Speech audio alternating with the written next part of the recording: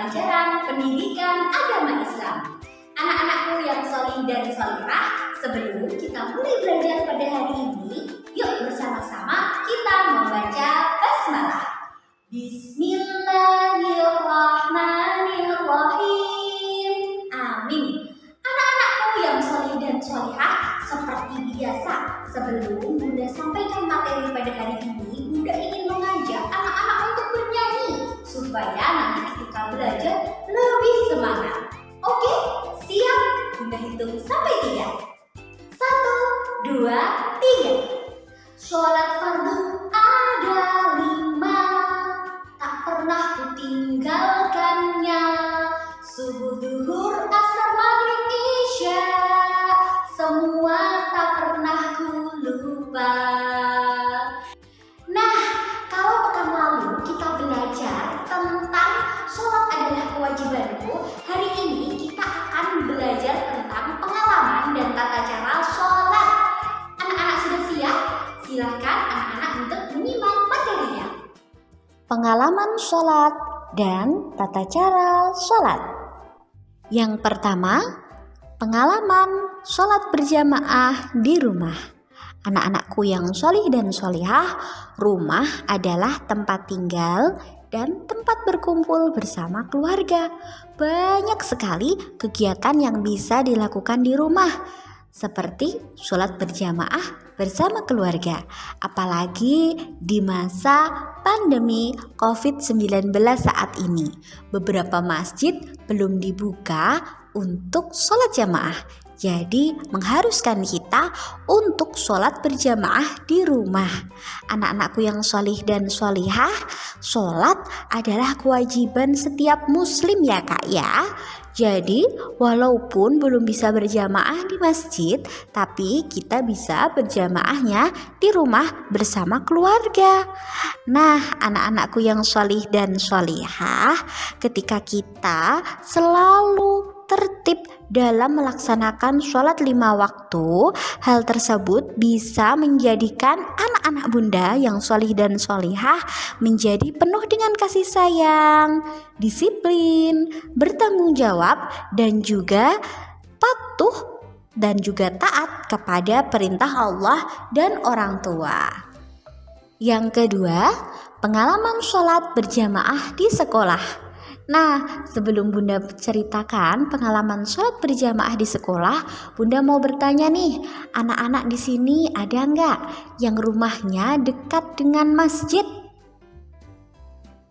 Wah, oke, pasti salah satu dari anak-anak ada ya yang rumahnya tidak jauh dari masjid.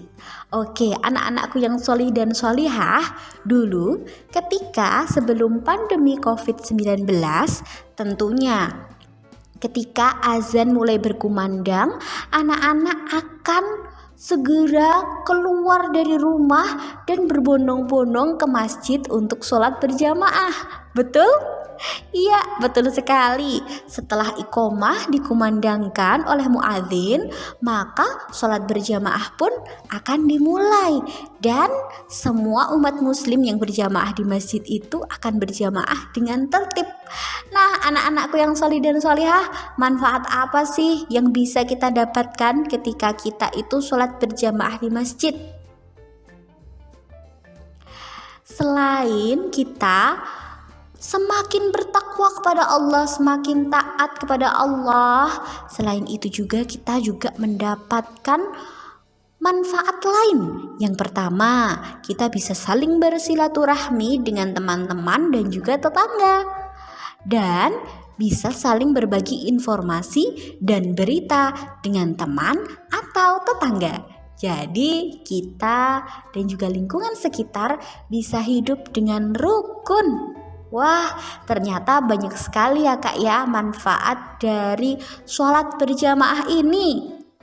Jadi yuk bersama-sama kita senantiasa sholat berjamaah ya kak ya. Nah, anak-anakku yang sholih dan sholihah, kalau tadi kita sudah sempat membahas tentang pengalaman sholat berjamaah di rumah ataupun di masjid, Kemudian sekarang kita akan membahas tentang tata cara sholat. Nah, tata cara sholat yang betul itu yang seperti apa ya Kak ya? Tata cara sholat yang harus sesuai dengan yang diajarkan oleh Nabi Muhammad Shallallahu Alaihi Wasallam. Yang seperti apa ya? Yuk kita bahas bersama-sama.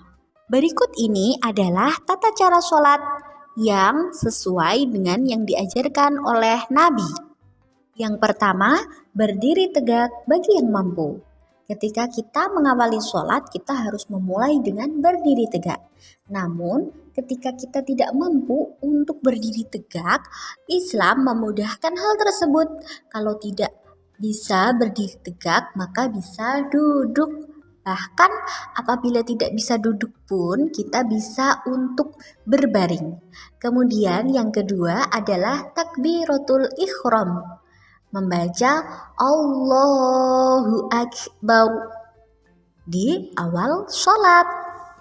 Yang ketiga yakni ruku dan tumakninah atau tidak tergesa-gesa. Anak-anakku yang sholih dan sholihah, pada ruku ini silahkan anak-anak untuk meletakkan tangan pada lutut. Kemudian jari-jari tangan direnggangkan. Lalu tangan menggenggam lutut dengan punggung dalam keadaan lurus. Serta kepala tidak terlalu turun dan tidak terlalu diangkat. Seperti pada gambar yang berikut ini. Nah, anak-anakku yang sholih dan sholihah, setelah ruku kita lanjut ke iktidal. Nah, ketika iktidal juga harus dibarengi dengan tumakninah atau tidak boleh terburu-buru juga. Nah, anak-anakku yang sholih dan sholihah, ketika kita hendak ke iktidal, kita mengucapkan Sami Allahu liman hamidah Rabbana walakal hamdu. Yang kelima yakni sujud. Sujud juga harus disertai dengan tumakninah ya Kak ya, atau tidak boleh terburu-buru. Anak-anakku yang sholih dan sholihah, perlu kita ingat-ingat bahwasanya ketika sujud ini ada 7 anggota tubuh yang harus menempel pada sajadah atau tempat sujud, yakni dahi, hidung, kedua telapak tangan, kedua lutut, dan juga kedua ujung kaki. Lalu kita lanjutkan dengan duduk di antara 2 sujud atau duduk iftirashi. Nah, anak-anakku yang sholih dan sholihah, pada duduk iftirashi kaki kanan ditegakkan, kemudian kaki kiri diduduki. Yang ketujuh yakni duduk tasyahud awal. Nah, anak-anakku yang sholih dan sholihah, pada duduk tasyahud awal ini sama dengan posisi ketika kita duduk iftirashi.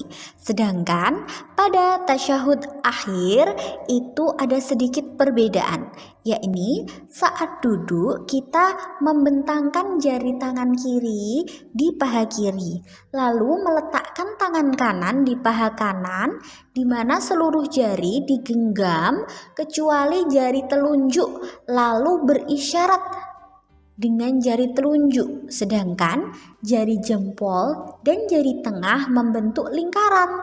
Nah, seperti di gambar yang Bunda tampilkan ya Kak ya, jari telunjuk yang tadi itu berisyarat bahwasanya Allah itu hanya satu dan tidak ada Tuhan selain Allah. Nah, yang selanjutnya yang nomor 9 yaitu salam. Ketika salam kita bisa menoleh ke kanan lalu ke kiri dengan mengucapkan Assalamualaikum warahmatullah. Begitu pula dengan sebaliknya, ketika menoleh ke kiri juga mengucapkan Assalamualaikum warahmatullah. Sebagai seorang muslim yang baik, laksanakan sholat dengan khusyuk ya Kak ya, sungguh-sungguh dan dengan sepenuh hati kita. Dan jangan lupa kita harus tumakninah atau dilakukan dengan tenang. Tidak usah terburu-buru ya kak ketika sholat. Anak muslim tidak boleh bermain-main ketika sholat. Harus khusyuk. Anak-anakku yang sholih dan sholihah, pada pekan ini Bunda memiliki tantangan berupa tugas mengerjakan kuis di website e-learning Sekolah Teladan Yogyakarta. Bunda yakin anak-anak pasti bisa, karena di teladan semua anak itu hebat. Nah, anak-anakku yang sholih dan sholihah, sudah selesai ya untuk menyimak materi dari Bunda tentang pengalaman dan tata cara sholat. Nah, anak-anakku yang sholih dan sholihah, dapat disimpulkan dari materi yang kita pelajari hari ini bahwasanya ketika kita sholat harus khusyuk. Karena apa? Karena ketika sholat kita menghadap kepada Allah, jadi harus khusyuk, harus serius, harus sungguh-sungguh. Nah, anak-anakku yang sholih dan sholihah, jangan lupa juga ya, ketika kita sholat tidak perlu terburu-buru. Kalau terburu-buru nanti tidak khusyuk, tidak serius, tidak menghayati sholat kita, ibadah kita kepada Allah. Nah, anak-anak yang sholih dan sholihah, pada pekan ini sudah memiliki tantangan. Tantangannya adalah silahkan anak-anak untuk mengerjakan kuis di website e-learning Sekolah Teladan Yogyakarta. Bunda yakin anak-anak pasti bisa, karena di teladan semua anak itu hebat. Bunda akhiri. Wassalamualaikum